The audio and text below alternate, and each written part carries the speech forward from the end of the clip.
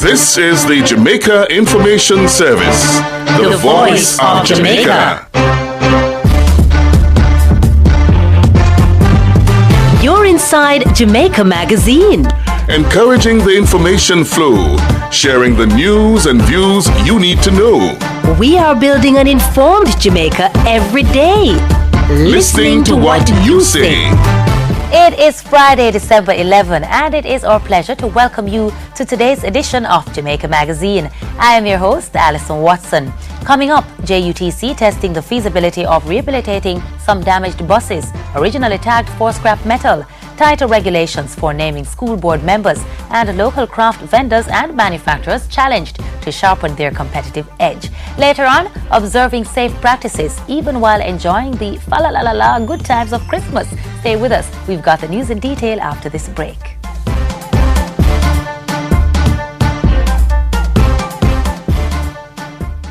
Now is the time. Listen to my rhyme. Now is the time. Kerry, you finished dusting? Soon finish, mommy. Now is the time. Listen to my rhyme. Go and set the table. Dinner is almost ready. Mommy, tell Stephen to help to know. Mommy, I'm tired. All right, baby. Mommy, you're always asking me to do all the work. What's the problem? But it's your responsibility to do these things. You're a girl. Go and give your brother his dinner. What? Donna, if you don't stop this, you will train up Stephen to be lazy and irresponsible.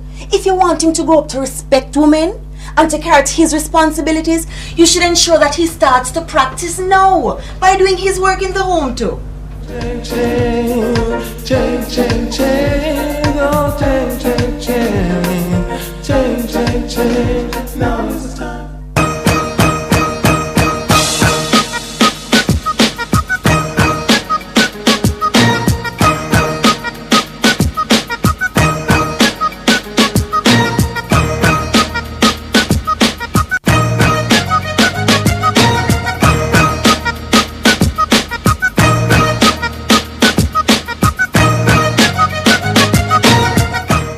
And now the news. Some 150 JUTC buses originally tagged for scrap metal could be facing new life. The Jamaica Urban Transit Company, the JUTC, is pursuing a major overseas rehabilitation program to get the buses back on the road.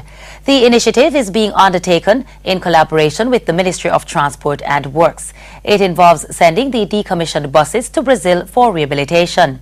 To test the feasibility of the program, a badly damaged 2002 Torino Volvo B74 45-seater bus was shipped to a Brazilian company for repairs.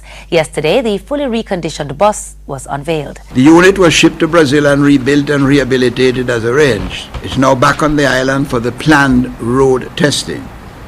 Rebuilding and rehabilitation process involved new body, chassis parts, new electrical wiring, new or refurbished engine, new or refurbished transition system, new brake system, new front of the bus to give it the 7 to 8 year economic lifespan and to look like the new buses which have been put into the system.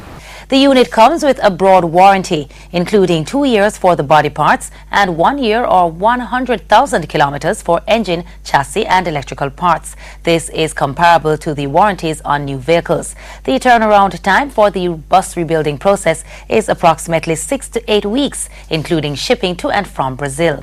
Minister Henry says the $12.87 million price tag for the work equates to roughly a third of the $36 million cost of a new Volvo bus. With over 150 Volvo buses from the lot that was earmarked for disposal being assessed by Incovel's technical personnel and declared fit to be similarly rebuilt and rehabilitated, the JUTC and Jamaica by extension stand to benefit from the affordable acquisition then of 150 reconditioned buses at a third of the price for a similar number of new units. Managing Director of the JUTC, Paul Abrams, says the rehabilitated bus will now go into a serious testing program for approximately 60 to 90 days on various routes. If the trial proves successful, the 150 damaged units earmarked for rehabilitation would complement the 200 new buses that are to arrive in 2010. More farmers will have access to loans as the Development Bank of Jamaica, the DBJ, widens its credit window. The directive comes from the Minister of Finance and the Public Service, Audley Shaw. The DBJ will divert some of the money it lends through PC banks and make the funds available to farmers through credit unions instead. Some $150 million will now be available through this channel. According to Minister Shaw, the PC bank's level of credit to small farmers is totally inadequate. He says their lending policies need revision in order to make credit more accessible to farmers. The National Council on Education, the NCE, has tightened up the regulations for selecting school board chairpersons. Yesterday, the NCE launched a revised procedure that sets out the guidelines for appointments. Potential board members must now be deemed fit and proper, of sound mind, and not previously convicted for certain offences. The new guidelines also call for at least a post-secondary or vocational training and a minimum 3 years experience in supervisory management.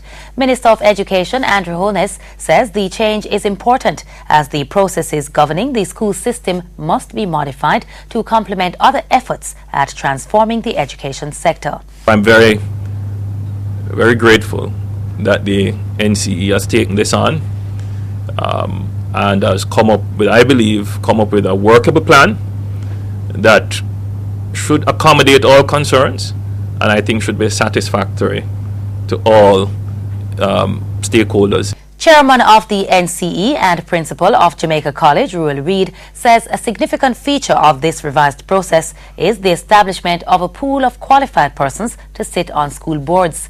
The members of this pool will be drawn from professional bodies and may be nominated by the public. From the pool, we'll make nominations through a 3-member panel, which will include the regional directors. For the first time, the regional directors will now have input into the persons who become chairpersons. So that committee will be chaired by the regional directors.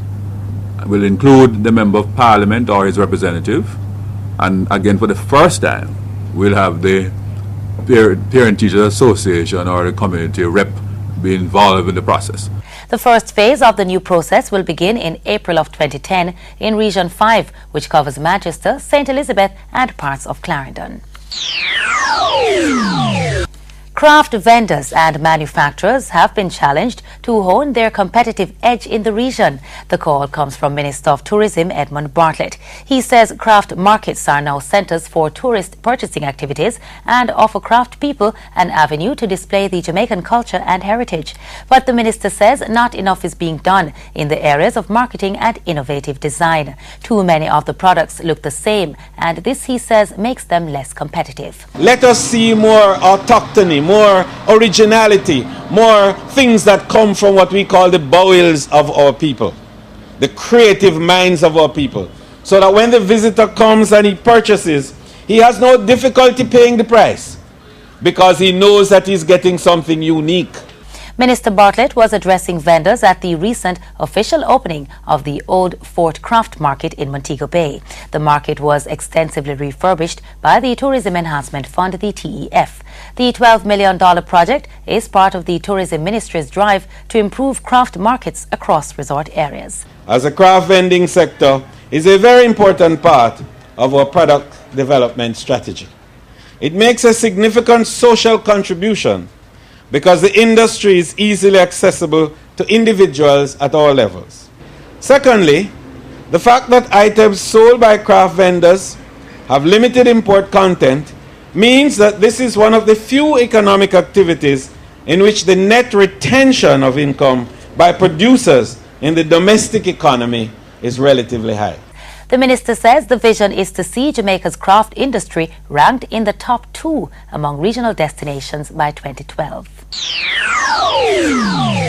Prime Minister Bruce Golding has announced the appointment of Attorney-at-Law Kamina Johnson to the Senate. The business executive will be filling the vacancy left by Don Webby's resignation in July.